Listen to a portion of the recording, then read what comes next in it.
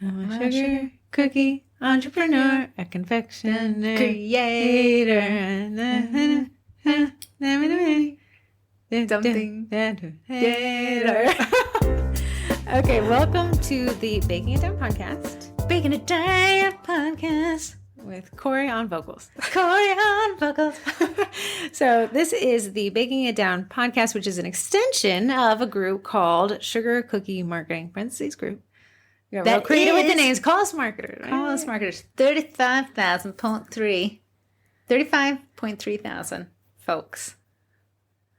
Strong. We're strong. What will people find on this podcast? And what can they find in the group? What can I find on the group? Okay, good. I like switching up a little bit. What you can find in the group is many posts about business. So whether someone's like, hey, I'm looking for a logo, or hey, I actually did this in my business today and here were my results. Do with it as you will. If you want to replicate it, go on. If you want to learn from it, here's the stats on it.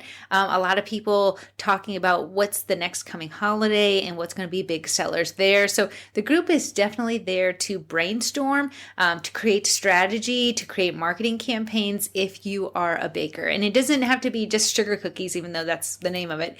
If it passes through an oven, you can probably pass through the group and work well for it as well. Okay. Now, what will they find on the podcast? The podcast. I love listening to podcasts while I'm baking because I can't scroll through Corrie loves listening to herself. So powers combined. Do you listen to these? I do, yeah. You do? Every week? I squip. I squip the jokes. I just skip around to the jokes. All the other crappy old I don't care about.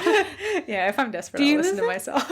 If I run at it, if all of mine, I've caught up on everything else. One time you were sitting in traffic, and a friend of mine says, I think I'm next to your twin sister. Yes! And I said, he's like, she's laughing at something. And I texted you, what are you listening to right now? The podcast. Like, whoa. We're not that funny. It's so funny. The podcast, you can listen to bits and pieces that we think are awesome for marketing that you can listen to. So while you won't get... Yeah, that was a weird way to word that. Okay. It won't listen to. Well, you won't get to see like a million different posts. It's a topic a week that we bring to you so you can listen to it and implement it each week. To listen to. Okay, now let's dive into a topic near and dear to Corrie's heart. Guys, I woke up to a band this morning. Okay, so let's just pull in the history of your checkered past on Facebook band. Checkered past. Okay, if you look at me on Facebook, my account says Corrie Mira. The reason being is Facebook decided, the AI thinks that Miracle isn't a true last name, which is so funny because when I created my account... it's not even necessarily. It's because I had the Miracle account that was getting... But, that's true. But when I wanted to make an account, it made me do Heather Mira. And my dad is Glenn Mira. Our last name is Miracle, but Facebook sees that as a word, like not as a noun. That's a miracle. Yeah. And it's like, calling myself Chelsea Sparkles or something. Like it won't let me. So I had to submit my IDs and stuff to get mine approved, but they won't even let Dad. Yeah, so I had Corrie Miracle account. I submitted my IDs and it approved it and everything. It's been my account since I joined Facebook, in 2007 or something? Had the account for a bazillion years. Nothing ever wrong with it till I made Sugar Cookie Marketing. So let's see. So Corrie's been through, from what I can recall, a total of possibly, including this one, 6? Goodness, stop cursing. It's not even cursing, guys. It's the most random things. So what was the first one? Let's build this up. I called you you something for emojis, and I did not know that word was incorrect. Are you calling something for what? Whore for emojis. Oh, Corrie called me a whore for emojis, because I do really like an emoji. She loves emoji. I didn't know, but that got caught for bullying. Okay. That's what set this off. Okay, so now what we assume is that it put Corrie in a heightened alert state on that profile. So then the next one, you said to somebody, how did you meet your husband? That was one of them. It wasn't the next one. Okay, the foot one. Yeah, the foot one. So, then this is funny. Because we are a Sugar Cookie Marketing Group, there's a lot of bots that try to join for sugar babies. If you guys want us to start up a dating profile, we can play a matchmaker. However, Corrie screenshotted one of the guys' entrance questions, and it was like, I'm looking for, to buy feet and pay for a sugar baby to live a life. And Corrie, you made a joke about it. I took a screenshot of it, and the screenshot, the photo... of the words flagged. Buying feet photos got flagged. Yes. Then you asked somebody, how did you meet your husband? A typo of the word how. I got in trouble for bullying. Yes. And then what are the other two? The one to yesterday, but they were missing one. Yeah, there is something. I would have to look it up. So this morning, Corrie had posted a picture of Zuckerberg in the Cookie College saying, "Is everyone here? Are you all behaving? Are you all?" That's all it said. So, and it was posted 1 year ago. Mark Zuckerberg's in the photo, but he's not been morphed. There's nothing been changed about him. He's just in the photo, and it just says, "Have you all been behaving in here?" Right. And there's nothing manipulated with the photo, just the text. Yeah. So Corrie has now, what is the penalty for this one? On the Corrie Miracle profile, not the Miracle this one is the biggest one yet. You cannot go live for 3 months. You cannot advertise for 3 months. Right now, it's not letting me post to my pages at all. And it says any post from that profile will appear lower in feeds. So that's what we wanted to talk about because there's such a high risk. Now, technically, we want to be honest, terms of service says you can't have 2 Facebook profiles. So even now you're operating in a business. A lot of people this morning when I told the Cookie College about it said, okay, I'm going to go make another account. That is against terms of service. My fake account, the Corrie Mira account you see in the group, cannot be added as an admin to any page. Yeah. So creating it, that's another thing is that Facebook's AI now, so if I have to remove somebody who joins a group and they're just spamming, they're like a spam bot. When I click remove from group, it says, do you want to ban them? Yes. Okay. Do you want to ban them and all their future profiles? Facebook's connectivity and piecing this stuff together is getting crazy accurate. One time in our marketing business, we were working with a political figure, and to run ads for someone who's in politics, you had to be approved separately outside of everything. So I submitted all the paperwork, sent in all the faxes, and I still didn't get approved. So I finally got a hold of Facebook, and I said, I did everything right. And they're like, do you own this account, this account, this account, this account, this account? I said, maybe. He said, no. Right. So you can't run political ads unless you have a single account. And I think this all stems from the little political issue. What was that company that they love to talk about that sold information and should have been? I know, I can't remember. Covert. Elected. Something. But yeah, it made the whole news with politics. Right. So now Facebook instead of, got in a lot of trouble for Cambridge Analytica. Oh, yeah. They got in a lot of trouble for that. So I think they pulled back way hard and said, hey, we're going to let the AI take control of this. And we're going to just skirt on the side of way too cautious. So I've actually heard about it. They call it enforcement technology. And I have a website pulled up, meta.com/enforcement.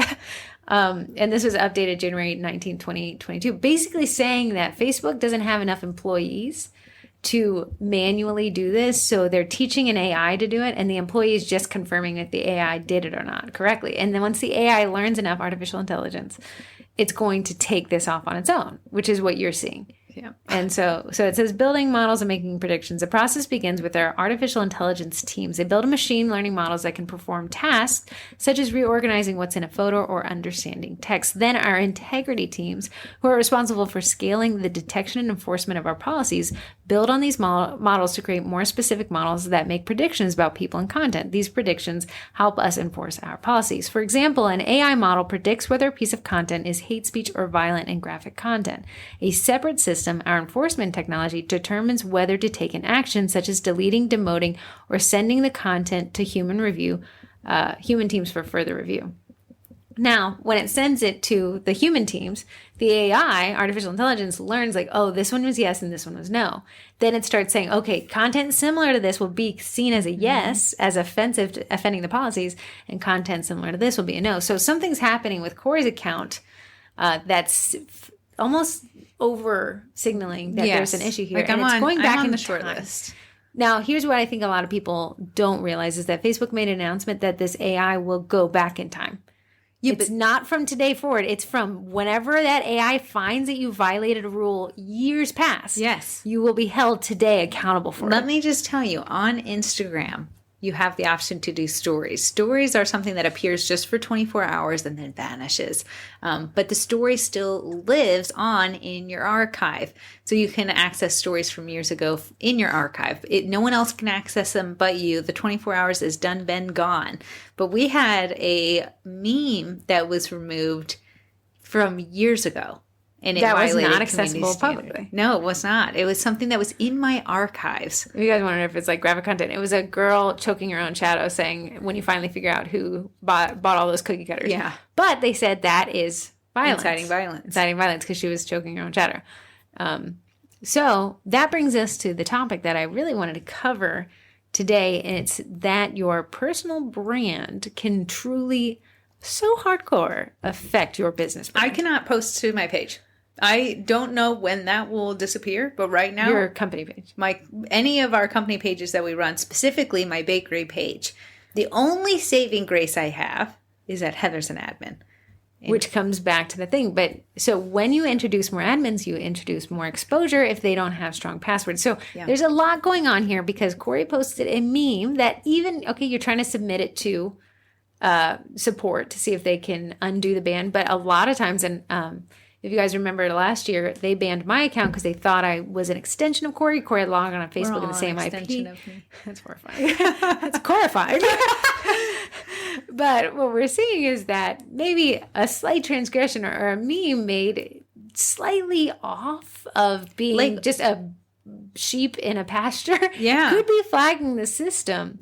Now, it seems to be that if you went back in time and deleted this content yourself before the AI finds you, you could be exempt from the potential repercussion. So if you're saying, like, Heather, are you telling us to go back and delete memes? Yes. I'm not telling you to do that. I would go back and delete anything that rides a line. It's not worth it. Besides, you got all the juice from it a year ago.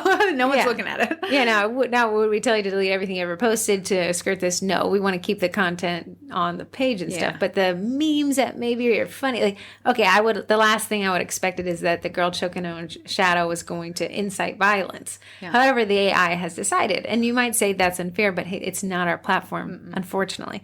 So if your business is 100% on Facebook, if your communication is 100% on Facebook, if your ads are 100% on Facebook and everything else is on Facebook, imagine that you can't access it for 90 days. Just this week, there's an update that's going on with the Business Suite app on people's phones. Okay. And it's crashing everyone's phones. They cannot access it. They cannot get on their phone. It's like a typical Facebook Tuesday. True. But people who are working exclusively, like me and Heather have a lot of desktops and laptops. So in my mind, I can always access it from but we're living in a world where not a lot of people operate off and computers. So people are like, I cannot get to these orders. The app keeps crashing. What can I do? And it's because we have put all our eggs in this one fairly large basket that is Facebook and Instagram, and we're kind of sitting ducks, waiting and praying that they aren't coming to us. Like I did this morning. I had not used that account in 6 months. Yeah, I thought I was doing well. Here's it now. Reading the rest of this, it has a screenshot. It has a picture of 3 of the exact same photo. It says COVID-19 is found on toilet paper. Strains of deadly virus breeds rapidly in tissue fibers. They said the first one is the incorrect source. The text is incorrect, right? Okay. The second one is a screenshot of that text from my browser window showing you the menu at the top. Okay. Now, the third one actually is the same photo as the first one, but the text is exactly the same except for it's corrected to say COVID-19 is not found on toilet paper. It does not spread on toilet paper fibers. And it says, for a human to look at these 3 photos is very easy to determine what's different. One was a screenshot, one was actually changed, and one was the original. It said, but the AI, this is fairly easy for humans to understand, but hard for technology to get right. There's a risk of erring too much on one side or the other. If the technology is too aggressive, it will remove millions of non-violating posts. If it's not aggressive enough, it will think that the screenshot with the menu bar is actually different from the original and will fail to delete that content. We spent a lot of time working on this. Over the last few years, we've made several investments to help our technology get better at detecting subtle distinctions in contents. It gets more precise every day. But basically what they're saying is, sorry, it could do either. Okay. And I wanted to say, because I feel like I can say this because I've gotten my hand slapped quite a bit. I'm friends with a bunch of you guys on Facebook, and some of the things you guys are posting is a ticking time bomb. Right. I'll save you a seat in jail next to me.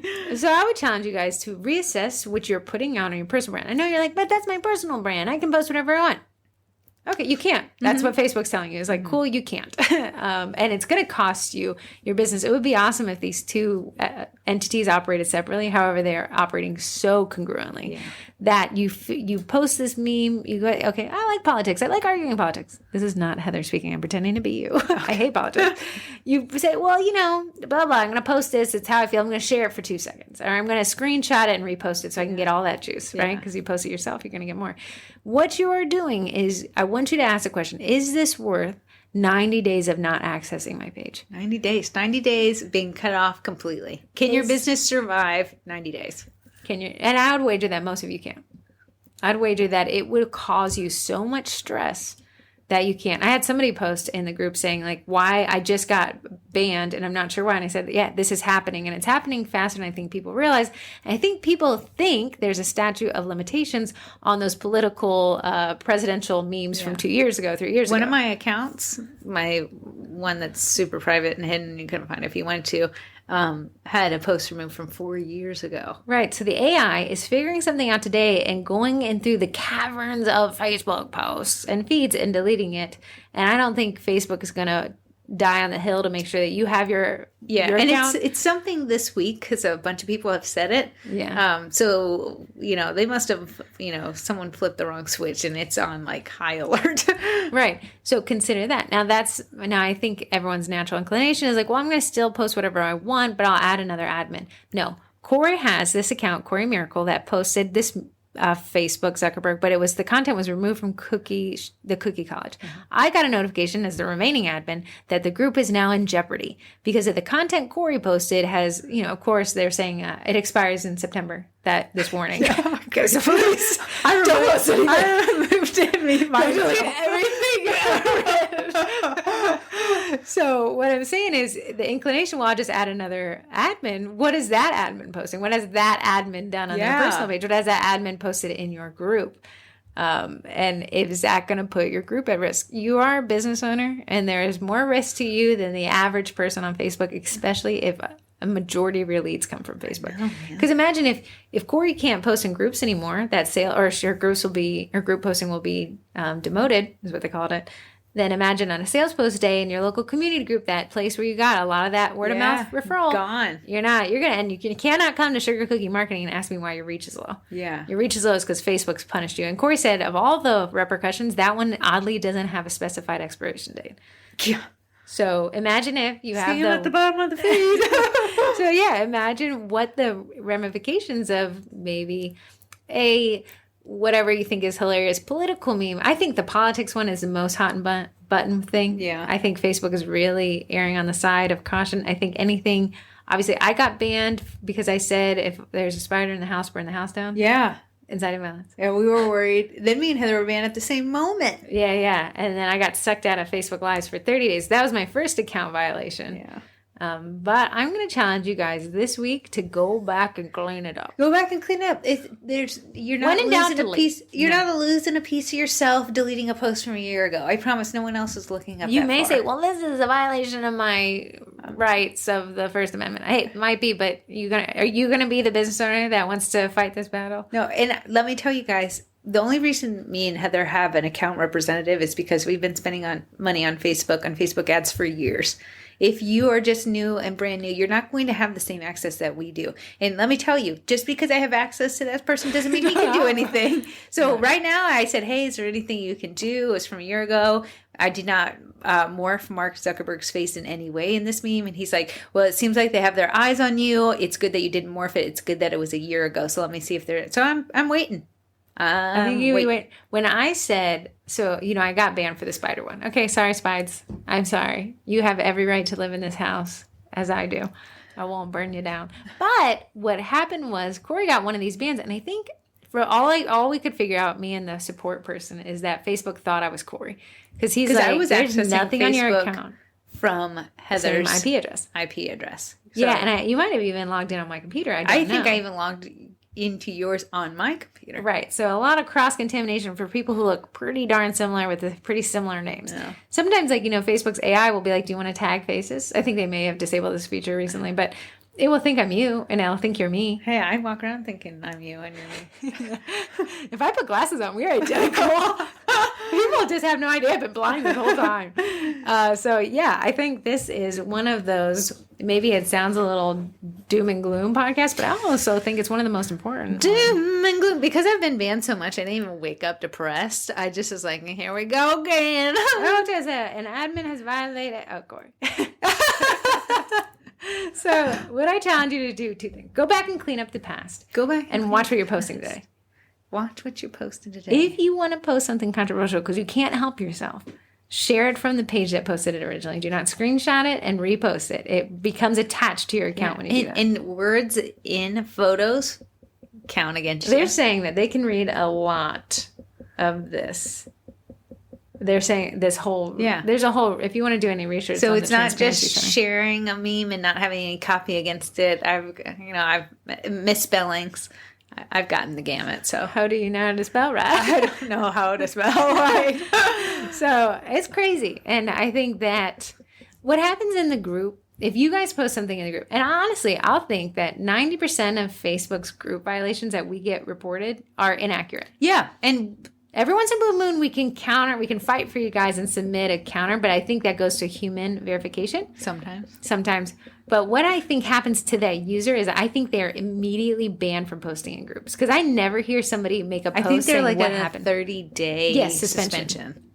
And I think it means that they can't, because I've never had someone get that message and then ask about it. I've never been able to. I'm 30 days restricted. So what I think is happening is that the AI is overreaching. It's reporting to us that somebody in our group, which they say doesn't affect the group. Supposedly. I think with enough community violations, it will affect. And we don't have a ton of community violations, and the ones that are community violations aren't necessarily wrong, but I can go back and see that Facebook says, we understand that you think it was interpreted wrong, but we're withholding, we're instating that we are removing this content, and it will have this little like judges, like a very judge's rare hand. the times that it weighs in our favor. Oh yeah, and then when it's an admin, it's a sorry, you don't have that. It was like take actions with other admins. So I was like, okay, let me click this button. It was like ban Corrie. Oh, okay, take the trash out while we're here. I'd say, if it were me, kids, if it were me, I would think 5 times and then think one more time before you want to cover a hot button topic, before you want to post that meme, before you want to say take down the spiders. I would think it over and I would weigh my risk. Is this worth that 90-day ban? Is it worth a 30-day ban? Is it worth anything? Is it something maybe I should keep off of social media completely and just argue about it over the dinner table? Yeah, and then go back through your archive stuff, your archive stories. Just start deleting it. Like Corrie said, the reach is gone. It's done, did its thing. Whatever that thing is, you're not losing much of the content once you go back and delete it. If you have that lady choking herself, that meme, if you borrowed it from us or grabbed it, delete it. I went back and deleted it everywhere. Yeah, so it's interesting. Sorry, trash man here. We're doing a podcast. Hey, buddy. Hey, man. Hey, I'm going to jump on in. Apparently, Heather is taking out the trash. Okay, moving on. Do you feel sad? Sad because I feel powerless, but powerless. Then I am understanding. It's like in the page. Nice. All right, moving on. What's the next thing on here? Well, we got no texts. No, but let's go through the Facebook events. So Wednesday, June 29th, this one was rescheduled. There's been some crazy storms lately. Yeah. Oh, yeah. What I see. Even last night. I lost power. Mm-hmm. Oh, you did? Yeah, but so did Jessica Wolf, who was teaching the Zola accounts. Now, I have never used Zola, but the people who talk about it say they really like it and make hay Explain while the what sun Zola shine. is. What I think it is it a platform for a bride to log into and start soliciting vendors in her area. Yeah. And apparently, from a vendor standpoint, you get credits. Now, those credits, once you use them all, you can go buy more credits, but you get free trial credits. And I think that's the most important part because these people are finding free trial credits and getting these wedding leads. So Jessica Wolf is going to tell us how to set that up. That has been rescheduled to June 29th, barring any acts of God at 6:30 p.m. Or banning from Mark Z. Got it? Yeah, Jessica might bows on. She's going to be gone. Jessica, if you have that little choky meme with the cutter, delete. How to set up and market a cookie camper with Mackenzie Tolan. Now, a lot of people wanted this one, and they asked her to teach it, and she said yes. And it is so cute, this little cookie camper. I can't really describe it to you, but it's pink and adorable, and anything in it I would buy. I want to live in it. And then we have Christmas in July, gingerbread houses with Heather Brookshire. Again, we're doing that cookie collab in July, so I have to set that up. I'll do that this week. Got my little cutter in the mail already. You did? Yeah, cute. Did you choke your shadow? And then there's one Facebook Live just submitted that I got to add by Ananda. Do we know? Do you want me to tell you? Sure. Do you want me to ruin the surprise? If you are in this group, we have over 100 lives. I am in talks with a guy who does KitchenAid mixer mapping maintenance. out cookie sets in Procreate. Nice. Yeah. Did you see the message I sent you about the KitchenAid you never mixer? replied back to me. I didn't get a message back. I said, "Is he teaching the live?" And then it was said, I said I had not to reach followed out up with. Would you like to reach out to me? Where'd you send me a message? Text, but my texts haven't been going through. Oh, see. I'm banned there too. So what is he doing? He does KitchenAid maintenance. Is he from TikTok? Well, I'm sure he's from TikTok, but I found him on Instagram. Ah, and he like cleans the insides out? Yeah. And he adds like all the lubricant, which just looks like a bunch of icing? Yeah. Oh, that'd be so cool. We'll see. We'll see if we can make it work. But I thought if he maybe did a live or something, then we could all fix our mixers together or whatever. Mixer fixers? Yes. Oh, that'd be a good one. His name is Mr. Fixer. Mr. Mixer Fixer. Oh, great. Okay, cool. Cool. If you guys want to teach live, if you have an experience you'd like to share with other people, I would say that even if like 500 people watch repeat, typically most people watch a replay. Yeah. I'd say at any given time, even the most hot button of topics, the Cinnabon of 2021, that at most has 100 people tuned in. But typically, even the ones I teach are around 10 to 30. So it's pretty petite. People mostly just come back to watch the replay, which is great. If you feel nervous, I actually walk you through how to go live. And we typically say 30 minutes would be great. If you want to go over that, fine by me. I don't really care. We're pretty laid back. We're just appreciative of the time you give us. So whatever you want to do with it, you know. You can sign up for that at sugarcookiemarketing.com/LIVE.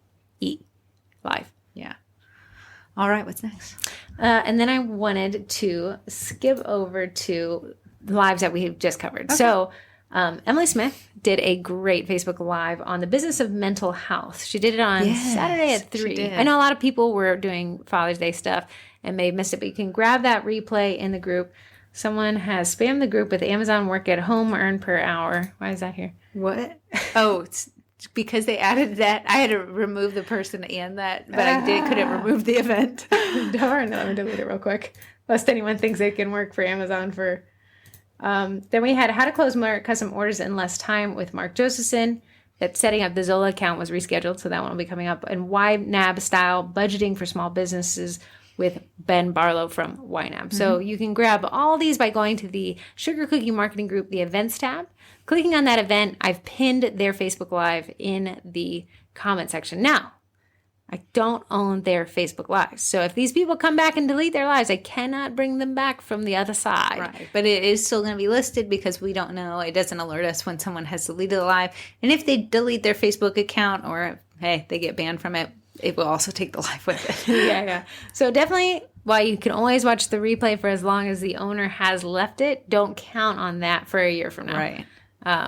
Yeah, I think a lot of people got a little butthurt by the cinnamon buns. I think they went. That was a really great live. So yeah, definitely if you can take them live, do. It helps the people. Definitely supporting questions and stuff like that. Right. I will ask that if you do watch a live, a lot of us do have children, and children don't follow the. Really? No way.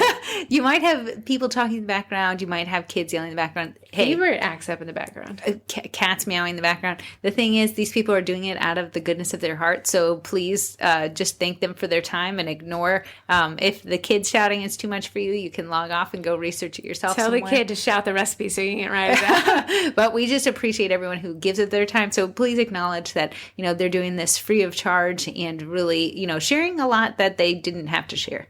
I like it. You want to just jump over to Twinters? I have to tell you about this thing. I got to show you this cat. This what? This cat. Okay, look. He's a cat with no tail, but they're Manx, M-A-N-X. He looks almost like a dog. He looks like a circle. She said, personality of a dog.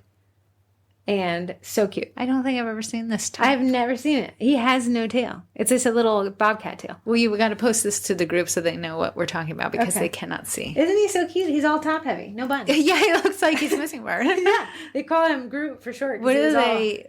I'm sure they're probably outdoor cats. So you can't. She rescued him. Oh, so it's not even an actual breed? It's a breed that she only rescues that breed. Oh. So she said, I specifically combed through Craigslist to find Manx way, cats. I've never even heard that. Yeah, he's so cute. A little cute. She said the only caveat, the worst part of that breed, is they're way too clingy. And it leads to a little bit of anxiety. Oh, when you leave or something. Yeah, so they said the cat actually pouts and they go to dinner. So they'll actually rush back from dinner. That's so the cat will ignore them. Well, it's kind of like a dog. Ray will sit there waiting, but with bated breath till I walk through that door. Then offended that you should even think to leave. True, and then says you need to get dinner started for him. He gets his dinner, fresh baked chicken every single night. That's crazy. It's been a long 6 years. Phew, do not listen to this. What is your twin twist? I didn't think I had a twinnie. Really? Hold on. I didn't think I had a twin twist, to be quite honest. Let me think for you. I did get, I've been doing a ton of reels lately. Videos. I've noticed you're uptick in reels. Let me ask you this. So Corrie started the Reels initiative. I've not been helping at all. But what have you noticed in regards to reach? So, like, why even take photos anymore? Really? Yeah. So, okay, if somebody said, I only have time to do one thing on Instagram. Do a reel. If I have time to do two things on Instagram. Do a reel plus a reel with a uploaded photo as the cover image of the reel. So even like, are you just abandoning the grid now? Posting reels. I've never even heard of a grid before. Wow. No, yeah, reel is awesome. How much more? Well, you can talk. I'm going to pull up Instagram reporting and see what it looks like. See what it looks like. Yeah. Guys, I love photography. It's my... Hey, did you know what? I was listening to old videos of us, and I do say photography. Yeah, that's why she asked that. I know, but I said, wow, I say it all the time. Yeah, buddy. If I was a pet photographer, I would be called a photographer. We know somebody out there is like 30 people. Yeah. So Heather's pulling up the stats just to show you, but I've been really digging into Reels the past 2 and 3 weeks. I love photography and I love cookie photography. I think it's fun staging, but Instagram announced that that's what they're pushing. They are pushing videos in rebuttal to TikTok taking so much of the market share. Do not have that video have a lady choking her shadow on. Yeah. So what we've been really testing is Reels, and the reach that I get with Reels it's mind blowing. I have noticed maybe a little bit lower engagement, which is understandable. When I'm on TikTok, I'm not commenting on people's thing. I'm watching the video and then I'm scrolling on. But those views, that reach, the follows that I'm getting from people who are finding that content valuable, just makes me say that you really need to consider making Reels. I did get, and my Twinterest is I got this cool little stand for my phone, and it's very easy. I've taken it outside, taken it inside, and it doesn't have a bunch of joints to it, which is nice, and it's not so heavy that it's hard to move, but it's been so nice to be able to just take this stand with me. I got off Amazon, I think it was either $60 or $70, but it's really kind of paid for itself because I can have it over my shoulder when I'm decorating videos and it's not in the way, and then I can move the arm to depending on what I'm trying to film. Okay, so to find your reporting, you will actually go to the Facebook business page to find the Instagram reporting. Okay. So Facebook, go to Facebook, then it'll take you to the Meta Business Center. So the Facebook reach, I secretly, do you notice that I've been in competition with you to try to get the Facebook page? Oh, weirdo. Now you can have it. I can't access it. So the Facebook page reach, which is Sugar Cookie Marketing, is up 20.8% to 59,000. The page likes are only 5,808. That's follows. Yeah, and the likes are in the 7,000. Yeah. So weird. But Instagram reach, since Corey's been doing Reels, I can only go back 30 days. The last 28 days. Or I can go back the last 90 days. Let's do this. Oh my goodness. When do you think you started this Reels thing? Probably 3 weeks ago. Okay, so in the last 90 days, which is considerably more than 3 weeks. Yeah. The reach over that time is up 183%. 183%. Yeah, so that now the Instagram reach in the last 90 days is over 100,000. So let's do the last 28 days, which encompasses the last 3 weeks. So our Instagram has how many likes? The Sugar Cookie Marketing Instagram? Like 78. Actually, I have it pulled up. It's 7,341. And the reach since you started the Reels. So if we look at the last 28 days, which is just over 3 weeks, it's up 96% to 66,000 accounts. Insane. So that means our account with 7,000 likes was able to reach 66,000. Now, what those members do after you reach them is the marketing part. Yeah. In my personal cookie account, in the past 30 days, the accounts that I have reached, because I've been posting Reels there too as the test, is 170,000. Good. And my average was just like 40,000 before that. Now, I will say this. The new Instagram followers is only at 4%. So we're reaching more accounts through Reels, but it's not translating directly to following. Because I will say, even when I'm watching and I'm digesting videos, I'm not in an engagement mood. I'm just listening and hearing. So there's, if we think about marketing as its entirety, I need to add a call to action at the end of the videos. Hey, if you want 4 more of these, I'm posting it in the group today. Go follow. Yeah, maybe ask a question, like something to garner that engagement. I'd be curious what it will affect. I'll have to test it out. That'll be my... Yeah, so then we always talk about reach. Okay, reach, but who's converting from that reach? And your conversion percentage is going to be in the singles percents. But if even one person converted for every video posted, talk about that would be worth it. Now, the thing that I skipped over was the Cookie College, and I skipped over it specifically so we could bring it up right now. Corrie and I, okay, here's the thing. The number one source of the lowest cost lead is word of mouth.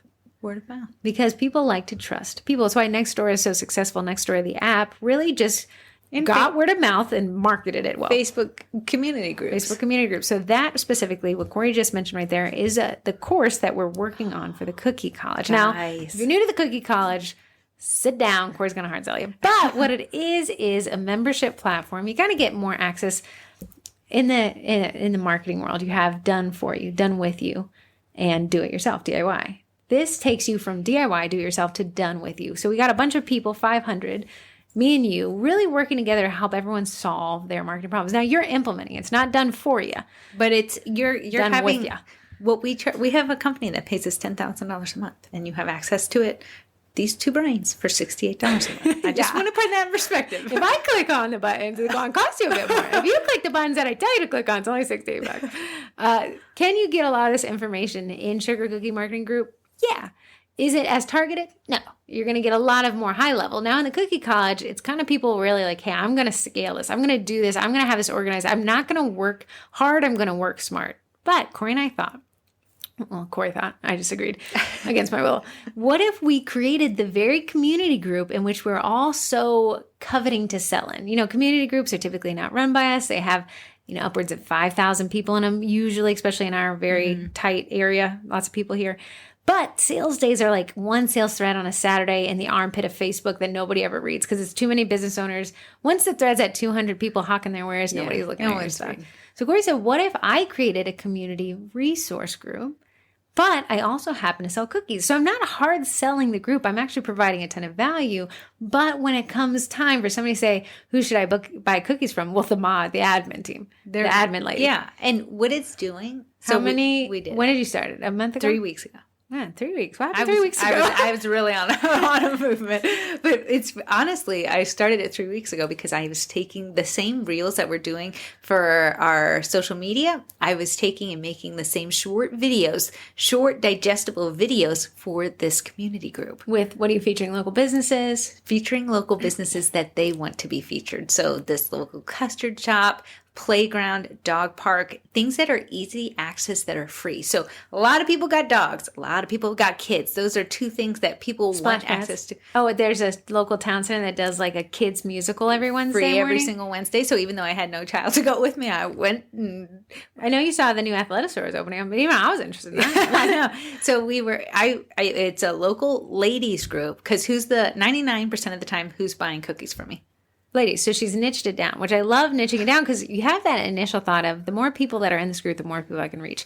The more people that are in this group, the more people you have to manage. So when you can niche it down even further, which I don't say like ladies is as niche down as you possibly get, you could do I think you're in a single divorce moms group. Yeah, it's a very long name. But you have to be, that's very niche. So when you keep that circle pretty small, you actually, what I argue, have more of a bargaining chip for conversions. So this course that is coming out is going to tell you how to create a community group, what ads to run, what videos to feature, how to create those videos, how to edit those videos. Which you're doing all.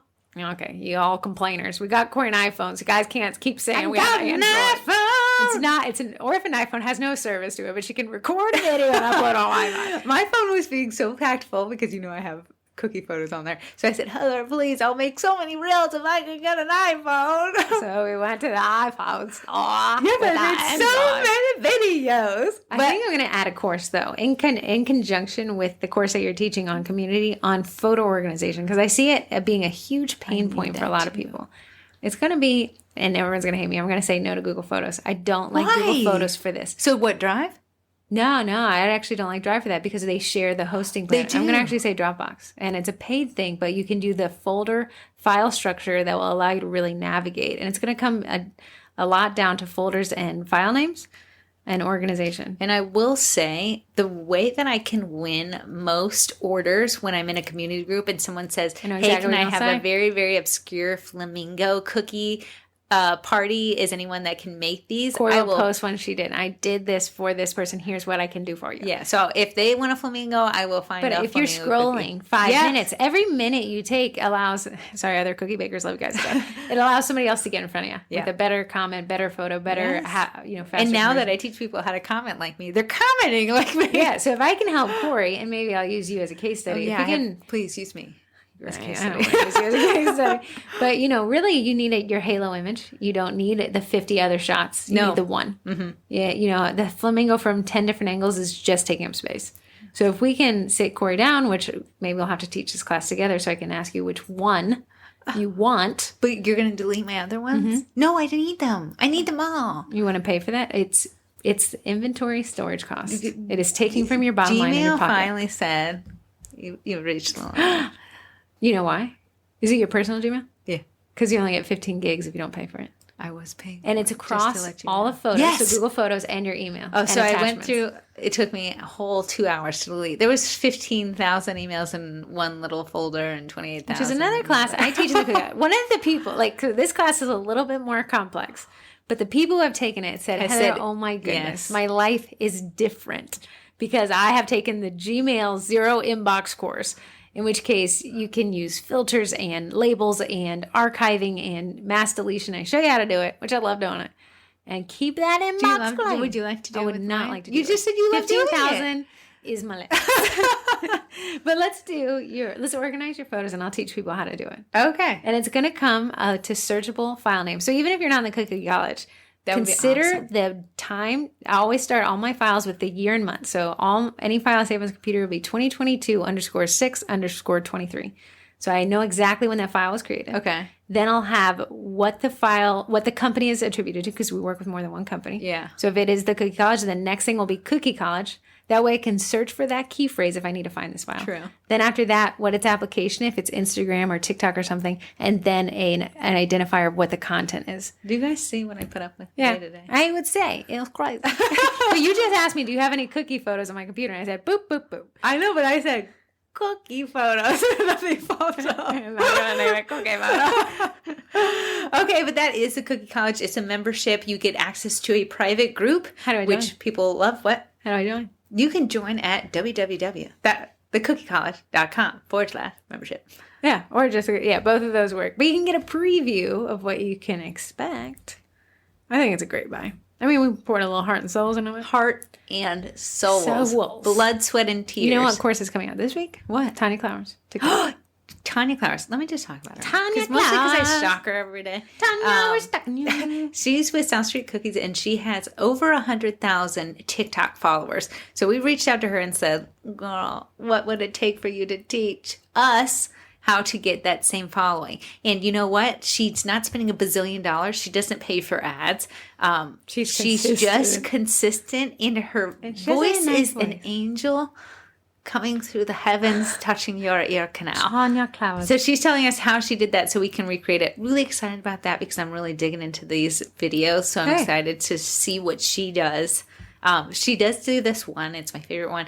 Guess this shape. And her engagement on those is she's asking a question. I meant through the roof. What'd you say? Through the race. The race is through. You talked. She went to it, and she went through it. We're racing to the top through the roof. Someone's gonna be like, I don't like the content at all. The podcast today. I'm just saying, probably. Oh yeah, today. So that is the Cookie College. You can sign up. You can sign up for just 30 days if you want. Get all the freebie photos Corrie's posted for the last year. Can you believe we have been doing this for almost a year? It'll be a year on August 31st. Wow. I think that's when we left for CookieCon. CookieCon. And when I got that. Oh, let's speak about CookieCon. They announced the dates. If you didn't possibly see it, posted 50 times. CookieCon, if you don't know what it is. CookieCon is the cookie convention of all the cookies. I think it's the only sugar cookie convention that there is. If you have another cookie convention and I'm just lambasted you with that, I'm sorry. You have market as well. But Mike and Karen Summers run it. Now, I think it's been going for 10 years and has consecutively doubled in size almost every year. So they used to only have them in the same location in like Nevada. And since it's grown so much and so many of the people all over the U.S., I will say it's U.S. based. I see a lot of Aussies flying over though. They're saying like, which one should we go to? They then scaled up to 2. Now, they took off the COVID years. They did close for COVID because... And then they rescheduled one. So there are 2 cookie cons, at least by the time I'd finally heard of them, because I'm not the bacon twin, were a month after each other. They weren't crazy. They were a couple months. Yeah, well, like a month and a half. Yeah. Like Dallas and Florida. So Corrie and I went in Florida, and they accidentally let us speak as a keynote speaker and teach a class, which was a blast. But it's the most packed 4, possibly 5 days if you want to make it 5 days, of cookies you could possibly imagine. I don't know who begged Mike and Karen to make it an endless list of things to do. It was so much fun. It is the ultimate hype, especially in an industry where a lot of us are solopreneurs and you guys don't have like a support system. Oh, they're there. Oh, they were there. Oh, and you never felt like a stranger. I went to class by myself and I was a little worried, because like behind this little podcast equipment, that's fine. But seeing people in person, I said, no, I'll be my friend. Everyone was so nice. It was an absolute blast, and there's something to do constantly. People meeting up. If you go to class and you're like, anyone want to grab food after this, you'll have 50 people raise their hand. Okay, now I'm gonna say CookieCon, since we're marketing and money, right? CookieCon isn't the cheapest, but I think it's a great investment, and also it's a great experience. But a lot of people were concerned by the 2 locations that they announced this year, or back in Shingles Creek in Florida, which is one Corrie and I went to. The hotel was, I gotta say, it's better than a Disney hotel. Amazing. It was better than I'm going to say at the Floridian, but like it was better than Hey, I paid for that. No one can say that. Do you think? It was very nice. It was very, very fancy. It was beautiful. You didn't ever have to leave the hotel because they had food right in there. But it's like a mile long. The hotel is absolutely enormous. And then this next year, they're doing it back at the same hotel, the Rose and Shingle Creek, and at the Kalahari. So those are 2 expensive hotels. And people are like, well, I won't be able to afford a $400 CookieCon ticket and the rooms. But Mike announced the room block cost. Oh, so they're going to give a discount if you register through CookieCon. So our group rate blocks are not open yet to make reservations. They'll open up closer to the ticket sale date. So you can't buy a ticket to CookieCon yet. They'll announce when that is. We'll have a weekday rate of $154 and a weekend rate of $264 at the Kalahari. That's the one reason we shifted it to be early in the week so people can save money. Because the Kalahari one's in the middle of the week. Then for the Rose and Shingle Creek, it'll be a rate of $159. Wow. Doesn't seem like it matters on the day on that one. Wow. So if you're worried about costs, you have over a year. Some depending on what you can join the Cookie College because you'll be guaranteed to make money. Yeah, definitely. And then I was thinking about taking the Cookie College kids through pricing out what CookieCon would look like if you break down the cost. Yeah, now that we've been there. I mean, the vendor hall it got me. Got my wallet too. Going by the tongue. So that's cool. That'll be next year. I think that if you haven't gone, it's great. Who do you think is the ideal client to go to CookieCon? Anybody who has baking in their heart. Go, Corrie. You can be an absolute beginner and enjoy it. You can be a hobby baker and enjoy it. But it would be definitely great if you were a business because you learn a lot of new techniques. You can get a lot of things that can enhance your business. It's a lot of baking tips and a little bit of business tips. Yeah. Corrie and I were the business component that one year we went. We did some photography chit-chat. Yeah. And then they'll have the marketing business component. They'll have, I think last year they had a lawyer talking about copyright or something like that. And then you'll have the components of a lot of different techniques. And then outside of just your ticket, you can take these elective classes at an additional cost to them. I wonder if you took like the ladies cookie. Oh, I did. The group of 4 ladies. Yeah, the flowered canvas partnered with Bobby's Cutters. And we made 4 giant lady cookies. And they were so cool because they were like arm in arm. Yeah. I still need to remake those. I wonder if CookieCon will invite us back. Should we go? I hope Mike and Karen don't listen to this. They'd be like, these people are weird. Yeah, they're like, why did we invite them in the first place? Yeah, Corrie and I were talking about which CookieCon we should go to. I'll have to talk about it. We'll have to talk. Okay, sponsors. Bakety Bake, which she was reloading the site. What is today? It is the 23rd. It's the 23rd? 23rd. I think that's when she was having her site reloaded with stuff. Yeah, BaketyBakeIdaho.com. What did you just call them? Bakety Bake is a brand that makes this royal batch, which is a meringue powder. And it is awesome. And it's what I use exclusively. I absolutely love it. It has 3 ingredients already in it, which is the white food coloring, corn syrup, and vanilla. So you don't have to add those, which is also a money-saving thing. It creates this silky icing, which is easy to work with. If you find it that it crusts over faster for you, I live in a very humid climate, so it doesn't for me. Just add a little less, which is even more money saving for you. It is chef's kiss, and use code TWINS TWINS to save 10% off your order. So it still says back ordered, but they're shipping back ordered orders today. Oh, nice. So I think you can submit that order and there she's going to get caught up. Sweet. But okay. So that's where I know they were going through some family stuff. So it seems like she might be back in the warehouse doing her thing. Now, Cast Iron is another sponsor. Cast Iron, when I said that Mark Josephson was taught a class last week, that he is the founder and CEO of castiron.me. So the keyword there is not a .com, it's a .me.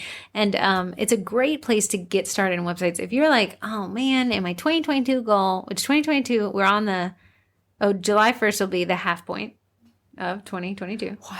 If you were like, wow, I only have 6 months to get my website up, and I, for some reason, thought I had 12 months, and this year's flying by, check out Cast Iron. Now they have just added the feature that you can send an invoice, which is nice. Nice. Because just instead of just checking out, I wouldn't want someone just being able to check out because I'd be like, no, I can't take your order. So now you can quote somebody custom invoice, go back and forth a little bit, generate that invoice, and then get it paid through Cast Iron. So it's pretty neat.